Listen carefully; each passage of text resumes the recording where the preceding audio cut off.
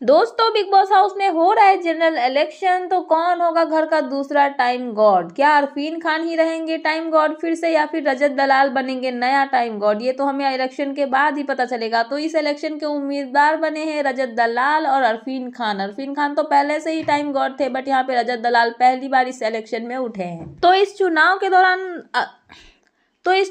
दौरान रजत दलाल और अरफीन खान को एक दूसरे की कमियां निकालते हुए ये बताना था कि वो एक दूसरे से बेटर क्यों है, ताकि घर वाले ये डिसाइड कर पाए कि उन दोनों में से कौन जो है अच्छा टाइम गॉड बन सकता है। तो यहाँ पे सबसे पहले जाते हैं अरफीन खान, और वो बोलते हैं कि रजत दलाल जो कि एक सोंदलू आदमी है, मतलब वो दिन भर सोते रहते हैं, तो वो घर को कैसे कंट्रोल कर पाएंगे? उनको किचन के बारे में भी कोई आइडिया नहीं है, और वो अपने पॉइंट्स जो है अलग ही तरीके से रखते हैं, जो कि घर वालों को समझ में नहीं आता है। तो उनसे बेटर टाइम गॉड मैं बन सकता हूँ। उसके बाद पहुंचते हैं रजत दलाल, और रजत दलाल बोलते हैं कि ये घर में थे और इन्होंने टाइम गॉड बन के दिखा दिया घर वालों को कि ये क्या कर सकते हैं क्या नहीं कर सकते, बट मैं इनसे बेटर बन सकता हूँ और इनसे अच्छा जो है घर को कंट्रोल कर सकता हूँ। जब ये टाइम गॉड बने थे तो ये घर में काम नहीं कर रहे थे, ये खुद घर वालों से काम करवा रहे थे, बट अगर मैं टाइम गॉड बनूंगा तो मैं घर वालों के साथ साथ मैं खुद भी काम करूंगा। क्योंकि अगर लीडरशिप का मतलब ये नहीं होता है कि आप बैठे रहो और दूसरों से काम करवाओ, बल्कि लीडरशिप की क्वालिटी ये होती है कि आप सबके साथ मिलजुल के चलो, उनके साथ मिलके काम करो। बट इस पे रिप्लाई आता है अरफीन खान का, और वो बोलते हैं कि लीडरशिप की क्वालिटी ऐसी होनी चाहिए कि आप रूल करो, मतलब आप लोगों को और मतलब आदेश दो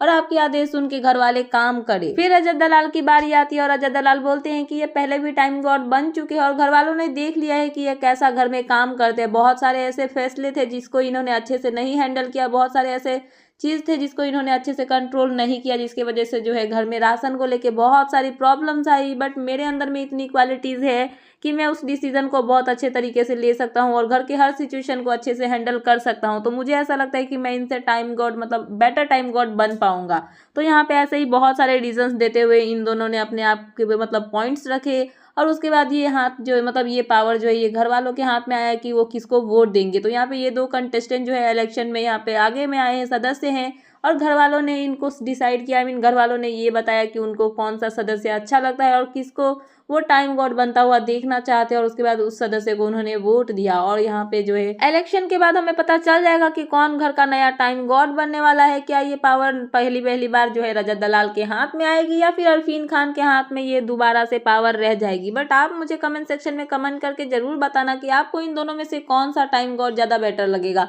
क्या अरफीन खान की टाइम गॉड की पावर सही थी, या फिर ये पावर जो है रजत दलाल के हाथ में ही सही रहेगी? आप अपना ओपिनियन प्लीज मुझे कमेंट सेक्शन में कमेंट करके बताना। एंड ऐसे ही लेटेस्ट अपडेट पाने के लिए प्लीज मेरे चैनल को सब्सक्राइब करना एंड बेल आइकन प्रेस करना, ताकि मेरे आने वाले सारे वीडियोस के नोटिफिकेशंस आपके पास टाइम पे पहुंचते रहे। सो मिलता है नेक्स्ट वीडियो में। So thanks for watching and bye bye.